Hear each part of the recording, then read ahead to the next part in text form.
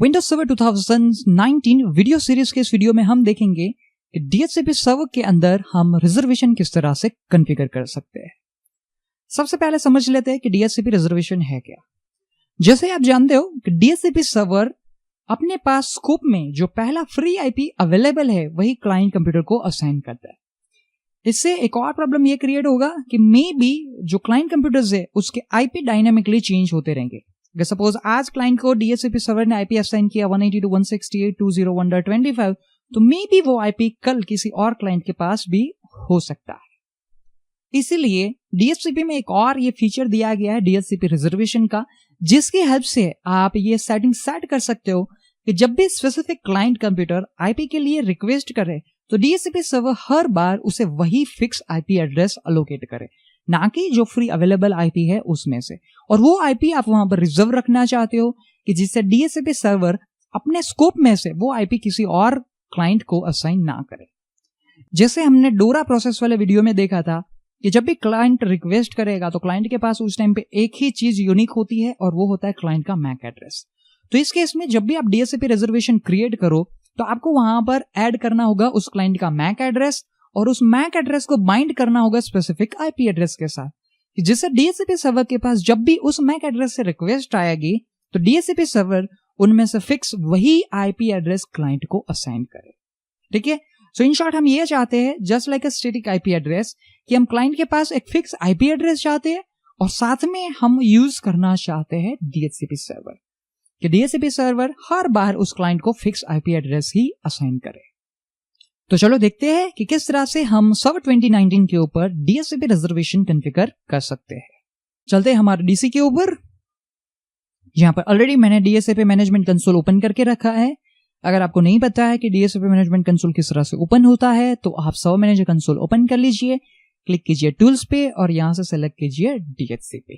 ठीक है, चलते हैं DHCP मैनेजमेंट कंसोल के ऊपर वापस। अब यहां पर है रिजर्वेशन। ऑलरेडी कोई रिजर्वेशन क्रिएटेड नहीं है।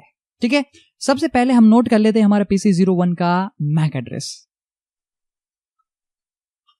नोटपैड के अंदर मैं टाइप कर लेता हूं मैक एड्रेस जो है 0800274048BA। ठीक है, ये है हमारे PC01 का मैक एड्रेस और जिसके साथ हम दूसरा स्पेसिफिक आईपी टेस्टिंग पर्पस के लिए बाइंड करना चाहते हैं कि जब भी ये मैक एड्रेस आईपी के लिए रिक्वेस्ट करे उसको यही आईपी मिलना चाहिए। करंटली मिल रहा है 25। ठीक है, रिजर्वेशन पे राइट क्लिक करता हूं और यहां से सेलेक्ट करता हूं न्यू रिजर्वेशन। न्यू रिजर्वेशन के बाद आपको यहां पर स्पेसिफाई करना है कि रिजर्वेशन का नाम क्या है। मैं यहां से नाम स्पेसिफाई कर रहा हूं टेस्ट रिजर्वेशन। आईपी जो हम देना चाहते हैं फॉर एग्जांपल आईपी मैं यहां से सेट करता हूं 33 और मैक एड्रेस हम यहां पर पेस्ट कर देते हैं कि ये जो मैक एड्रेस है उसके साथ इस आईपी को बाइंड कर दे। आप चाहे तो आप यहां से डिस्क्रिप्शन ऐड कर रहे हैं just for testing purpose. Fine, click करते हैं ऐड के ऊपर और सक्सेसफुली रिजर्वेशन क्रिएट हो चुका है। आपको यहां पर मिल जाएगा टेस्ट रिजर्वेशन। क्लियर है। टेस्टिंग करने के लिए चलते हैं हमारे क्लाइंट के ऊपर। आप यहां पर देख सकते हो टेस्ट रिजर्वेशन है हमें यहां पर बता रहा है, मींस आईपी जो है वो अब रिजर्व हो चुका है, हमें लीज के अंदर दिखा रहा है, बट जो लीज है वो अभी एक्टिव नहीं है।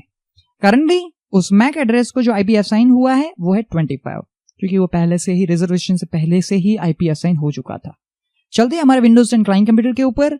यहां पर मैं पहले जो आईपी है उसे रिलीज कर देता हूं और हम इस आईपी को रिन्यू कर लेते हैं। अब की बार ये जो प्रोसेस वो थोड़ा टाइम लेगी क्योंकि ऑलरेडी उसके पास आईपी 25 था, इसलिए जब DHCP क्लाइंट रिक्वेस्ट करेगा तो उसमें मेंशन करेगा कि हो सके तब तक मुझे आईपी 25 देना, बट DHCP उसे ऑफर कर रहा होगा 33।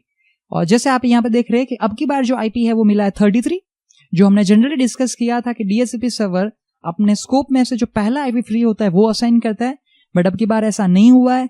क्यों? क्योंकि हमने यहाँ पर रिजर्वेशन क्रिएट करके रखा हुआ था। अब यहाँ पे मैं रिफ्रेश करता हूं, ये है पुरानी इन्फॉर्मेशन जहां पर क्लाइंट के पास आईपी था 25, फिर हमने रिजर्वेशन क्रिएट किया उस मैक के साथ, फिर हमने क्लाइंट पे जाके आईपी रिलीज करके रिन्यू किया। अब जो क्लाइंट को आईपी असाइन हुआ है वो है 33। सो रिफ्रेश कर लेते हैं जिससे वो चेंजेस हमें यहाँ पर दिख जाए। अब आप देख सकते हो कि 25 जो आईपी है वो अवेलेबल नहीं है, यहाँ पर 26 है और 33 है। और अब की बार जो रिजर्वेशन है उसमें आप वो देख सकते हो कि वो बता रहा है एक्टिव और यहाँ पर वो मैक एड्रेस भी हमें मिल रहा है। ठीक है, सो कुछ इस तरह से हम विंडोज सर्वर 2019 डीएचसीपी सर्वर के अंदर डीएचसीपी रिजर्वेशन क्रिएट कर सकते हैं और उसे कॉन्फ़िगर कर सकते हैं। इन फ्यूचर अगर आप इस रिजर्वेशन को डिलीट करना चाहो तो आप उसे राइट क्लिक कीजिए और यहां से सिलेक्ट कीजिए डिलीट, जिसके हेल्प से आप उस रिजर्वेशन को डिलीट भी कर पाओगे। ठीक है, सो इस वीडियो के लिए इतना ही। Thank you for watching this video.